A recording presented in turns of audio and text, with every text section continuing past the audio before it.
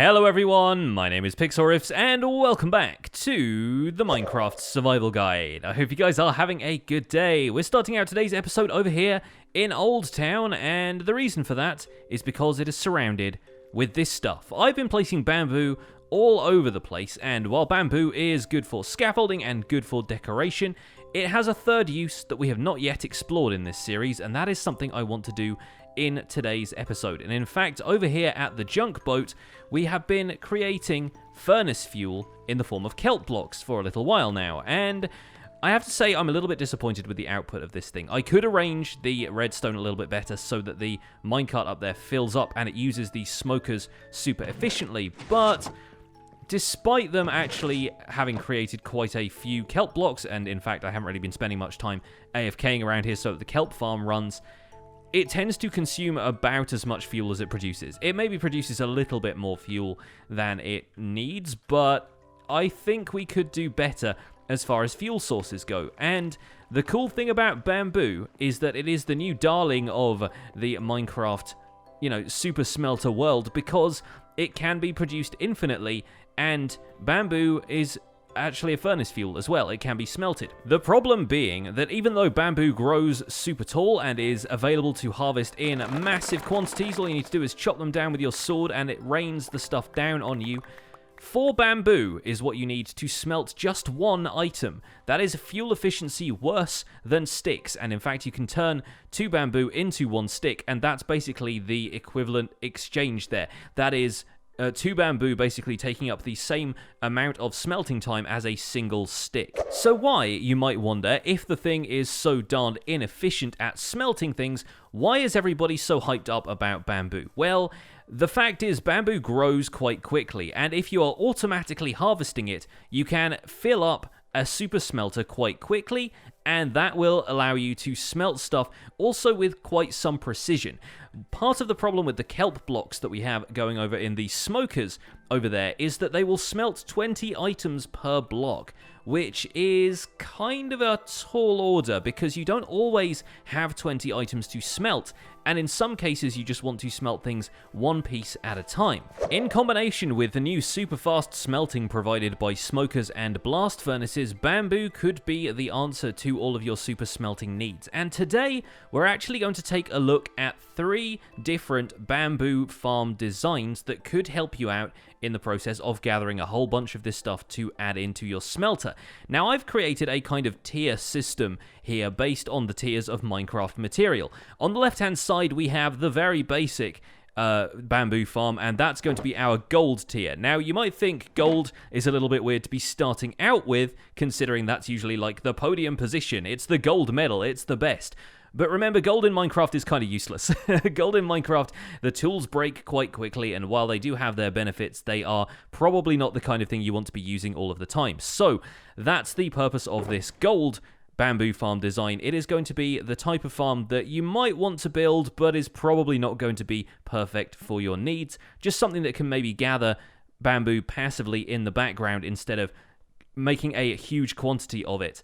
Next, we have the iron design, which is something that I've come up with myself. I imagine it's quite similar to some other designs that are out there, but it's going to produce bamboo at quite a rate, with one downside. The downside being that bamboo needs to be bone mealed in order to grow it quickly. So I've gotten myself a ton of bone blocks. We're going to convert all of that into bone meal, put that in a dispenser, and have it grow the bamboo for us automatically. Now, of course, using a hopper or something like that, you could fuel the dispenser for a very long time and have all of that bone meal feeding in to the side constantly. But the downside of that is you have to acquire all of that bone meal in the first place, which for some folks might be a little bit difficult, and also it means AFKing at a skeleton spawner or a general mob farm in order to get the amount of bones you require for something as hefty as this. So that is the gold and iron designs taken care of, and finally we come to the diamond design. This farm is really quite something, and it has not been designed by me.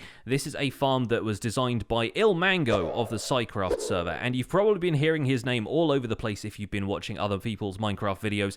This guy produces the absolute top quality farms, and I'm going to direct you guys to his video linked in the description. He has two different variants of this farm. The first one is a single piece of bamboo, and there's another one that can do multiple pieces of bamboo, and it produces, I think, something like 40,000 bamboo per hour. It is enormously fast and requires no bone meal whatsoever. So it is a farm that can sustain itself using what is called zero-tick technology, and I will explain a little bit more about that later into this episode, but I do want to give credit to Ilmango up front and direct you guys to his channel so I'm not just ripping him off as part of this survival guide episode. So these are the three farms that we will be tackling today. I'm going to collect up these shulker boxes, go to sleep, and skip through the night, and then we're actually going to build these over at Founder's Forge, because what I've realized about the town here is that I don't tend to do a lot of building on camera because I don't really have that much to teach about building in terms of build tutorials, and they're not always the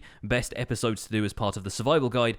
But if I don't build some stuff over at Founder's Forge and build like the houses to go around it, that city project is going to stall a little bit, and I don't really want that to happen. So we're going to head over and build ourselves the 3 bamboo farms over there, and then maybe a little bit later this week, perhaps in a live stream or something like that, I will end up building a structure around it. But for now, we're just going to focus on the technical side of things. We're going to get some sleep, and then we're going to make ourselves some farms. Good morning, welcome back. So I am working on an area over here by Old Town. I figured right here, next to where all the bamboo was being grown in Old Town, would be an ideal place to build our bamboo farms. And of course, the Wandering Trader has turned up, as he often does in these videos. Let's see if he has anything worthwhile to sell us. Nope. Didn't think so. Alright, so let's get on with these farms. Let's start off with our gold tier farm, and that's the one that I will probably not be spending a huge amount of time on today, but I figured I may as well show it to you anyway.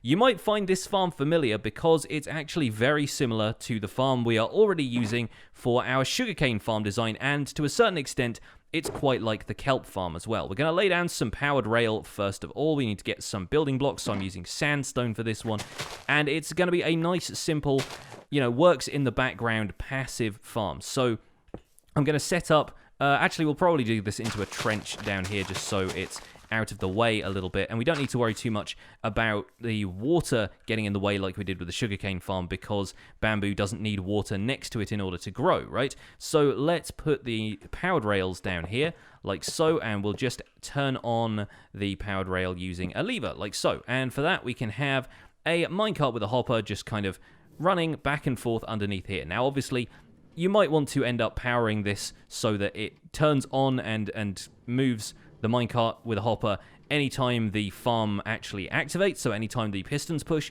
just so you don't have this thing running back and forth the entire time. Our sugarcane farm works on that principle, so if you need to get a refresher on exactly how that works, go back and check out the sugarcane farm video, and it should be evident from that video what you need to do. So over the top of that, we've placed 6 blocks of grass. 6 is just a number I've made up for this example. It can be as long as you like or as short as you like, depending on how long you want that minecart hopper to run for. And all you need to do is plant the bamboo here. Behind that, we are going to place a bunch of observers and a bunch of pistons. And if this is seeming familiar to you already, congratulations, you have figured it out. What we need to do is place a piston on top of here and some observers checking out when the bamboo is growing above a certain height. Placing a row of sandstone behind the pistons here, we can place our 6 observers facing this way, and we need 6 redstone dust to form a line along the back here.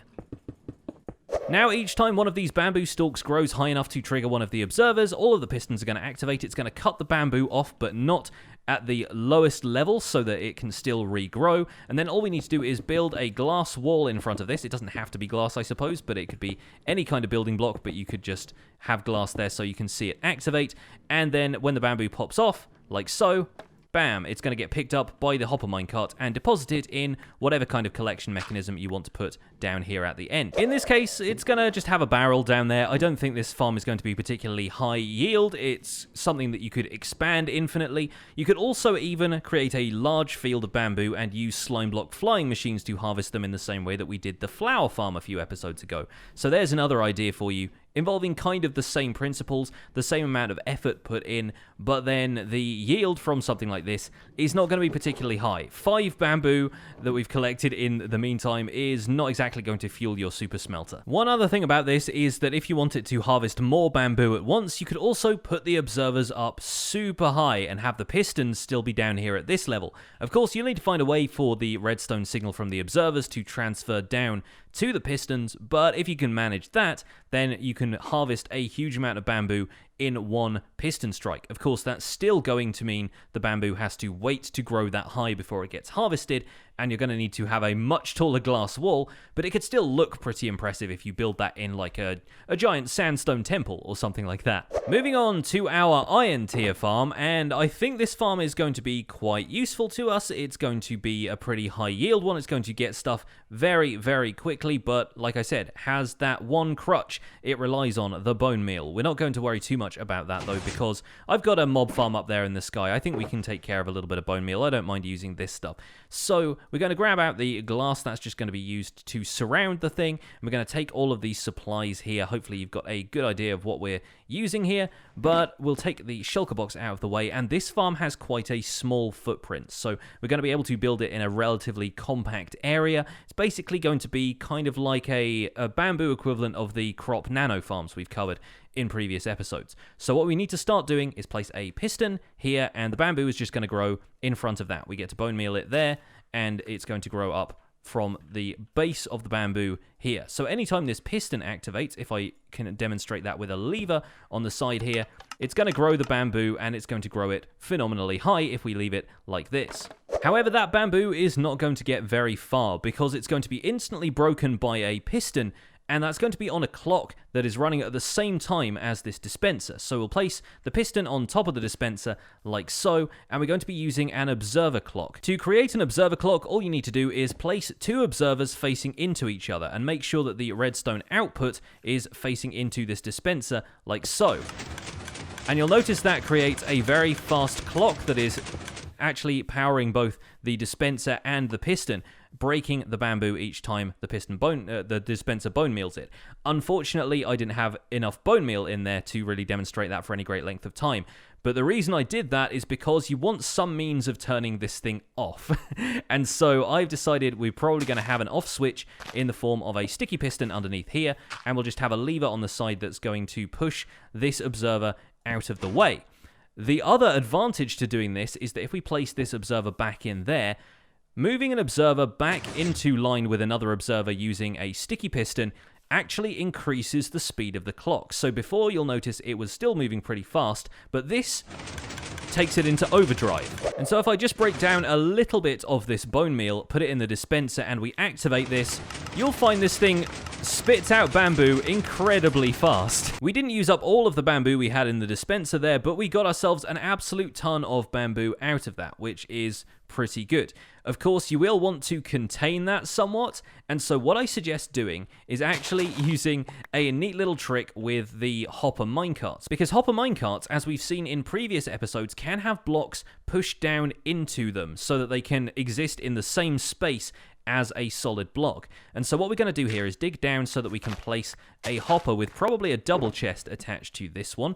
I'm going to pop the chests in here like so, and we're going to add a hopper underneath here, and we're going to place our hopper minecart on top of that using a rail like so, and then a minecart with a hopper on top of there. Break that rail so it comes to rest in there. The rail's probably just gone into the chest, and then we're going to use the piston temporarily to push this grass block down on top of here, and that's going to allow the bamboo to grow whilst anything that ends up on that grass block is going to get collected by the hopper minecart. Just going to activate this piston facing downwards with a lever. There we go. Once, and the hopper minecart is now securely inside that block. It's not going to move anywhere, and we can take down the rest of this and put this piston back in its rightful place. Having replaced the bamboo as well, I'm now going to surround this whole thing with glass, and I might even put glass a couple of blocks above this bamboo just in case it happens to grow a little bit higher before the piston breaks it. Sometimes the bone meal will take it that extra block up, and that's going to contain the bamboo from spitting out everywhere like it was before. So now I'm going to take all of these bone blocks, break them down into bone meal, pop that in the dispenser, and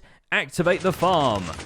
And oh boy, does it produce an awful lot of stuff. It's actually glitching through the glass block in some places, so we might have to surround that even more just to make sure that we don't end up with a ton of bamboo around here. But as you can see, the hopper minecart there is absolutely full of bamboo, and it's still channeling it all through into here. That used a lot of bone meal, but we can probably fuel it up with a little bit more. There we go. By building a larger glass box around it, I think I've mostly managed to contain it. We are still getting 1 or 2 pieces of bamboo glitching out of the top there, and the piston is going so fast that it's actually kind of juggling the bamboo there. So maybe we could try a design where the piston is on a slightly offset clock, but that would obviously make the footprint of this farm a little bit larger. But as you can see, we're getting a huge amount of bamboo, not to mention the fact that I picked up a little bit that was flying out of the farm in the process. But we're doing very well from this farm. It's obviously using a bunch of bone meal, and that's something we'd have to have a hopper with a chest or a barrel or something feeding bone meal into this thing constantly. But as farms go, it's going to produce a much faster output than this one over here.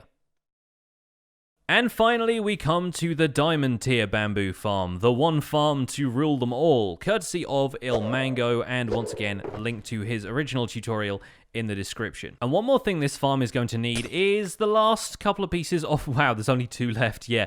Literally the last couple of pieces of bone meal from the dispenser over there, because we will need to grow the bamboo 1 block in order to get this to work. Bamboo starts off as this kind of little seedling kind of thing here, and then it grows, and then after that, it will return to this stalk kind of state without reverting back to that seedling form. And you need this stalk in order for this next farm design to work. So I'm going to grab everything out of this shulker box, and we'll try our best to build this thing. Now we're going to start off by placing a block here, like so. That block is going to have a lever attached to it and 2 redstone torches on either side, which for now are going to be disabled. Over the top of that, we're going to be placing 2 of our grass blocks like that. And when those are turned on, like so, then these grass blocks end up being powered anytime they are pushed to one side or the other. Coming around to the back of this, we're going to be placing 2 more building blocks here and here, just using sandstone in this example. And then either side of these grass blocks, we want to have sticky pistons facing inwards so that they will push the grass blocks back and forth. And this is where some of the weird stuff comes in, because if I can grab some buttons, I had some buttons a minute ago. Zero ticking is a concept that only really works in Minecraft Java Edition, and this is going to be a bit of a layman's explanation of it, but basically it works by having a piston move faster than a game tick. And game ticks are the fractional units of time that Minecraft uses to calculate stuff that's going on in the world around you. So by moving a piston faster than a single game tick, did you see what happened with the grass blocks then? It kind of looks like they shuffle around, like when somebody's doing the 3-cup trick in, you know, a magic routine. Zero ticking can be used to create some really interesting effects because it doesn't allow stuff to react the way it normally would. If a block moves underneath a growing piece of bamboo fast enough that it doesn't even have time to register the block has moved at all, instead of breaking, it actually has a chance to make it grow faster. And this is part of that Minecraft Java magic that really doesn't make sense, and to Bedrock players, unfortunately, this mechanic is not available because it's a quirk of the way the game is coded. It's kind of a bug of sorts, but it's a really interesting and useful bug, so it's something that we can take advantage of here. Sorry about that, it was getting dark. I had to go in and make it daytime just to make sure nothing came out and shot me from the woods. So now we're going to be placing sandstone blocks here and here just to activate those pistons as the redstone signal moves from side to side. And on top of each of these, we're going to be placing pistons like so on the top and bottom of those sandstone blocks. And hopefully when we activate the clock here, yes, okay, it's working. Cool. So it looks like that piston there and that piston there were not activating. So once we have verified that they're not activating, we can just remove those from the equation. They are no longer needed. And what we end up with is this weird effect where it looks like there is one block there and the pistons either side are juggling that second block. Now all we need to do is plant some bamboo on top of here and bone meal it once to make sure we get that growth stalk, that one there. And that's what's going to allow this farm to automatically grow this bamboo on top of here, because hopefully when we flick this lever, as you can see, the bamboo doesn't break and it grows incredibly quickly. This is kind of miraculous. It's very, very strange that it happens this way, but it happens this way. But it's not like bone mealing the stalk from the bottom. It will only grow it one additional block. So what we need to do is cut it off every time it grows that additional block. And to do that, it's a very simple setup here. We're just going to place an observer facing downwards into that redstone dust, basically detecting every time the redstone dust activates, which is very frequently, as you can tell. We're going to pop a sandstone block on top of there to direct the current into a piston there. And now when we turn this thing on, it starts producing bamboo very, very quickly, because the bamboo actually grows really, really fast when it's updated this way. And that is a way of getting probably a similar amount of bamboo to this farm in a similar amount of time, but with no bone meal whatsoever. All we really need to do to collect this is just place a hopper in front of here, like so. I guess probably place the chest down first so we can use that as an input. And then we will do our best to surround the rest of the farm with glass, just so the bamboo doesn't end up springing off in different directions and going everywhere. And I don't think doing this should cause any kind of problem for the mechanism. Let me just quickly check that nope, still seems to be working. And that is going to be producing bamboo relatively quickly. Although I have just figured out a minor flaw with this design, is that every time I activate this lever to turn the farm off, it locks the hopper. So I might actually have to put the lever on the underside of that, or move the hopper. Maybe the hopper could be moved up one, because all of the bamboo is breaking up here, and we might have occasional losses on the grass block, but that's probably nothing to write home about. Yeah, there you go. It's all going straight into the hopper if we place it up there, and as you can see, producing bamboo at a very satisfactory rate. Now, if you want this to be fueling a giant furnace array, or some smokers or blast furnaces or anything like that, you will probably want to have a much larger bamboo farm than just this single module, and for that, Ilmango has you covered. Once again, there is a link in the description to two variations on this farm. The first one being the one you see in front of you, and the second is one that has multiple shoots of bamboo being grown at once by a very similar, oh gosh, there's some pillagers over there, don't engage, by a very similar kind of mechanism to this one, but they are all being driven at the same time, and it produces a huge amount of bamboo, enough to power a huge amount of furnaces. So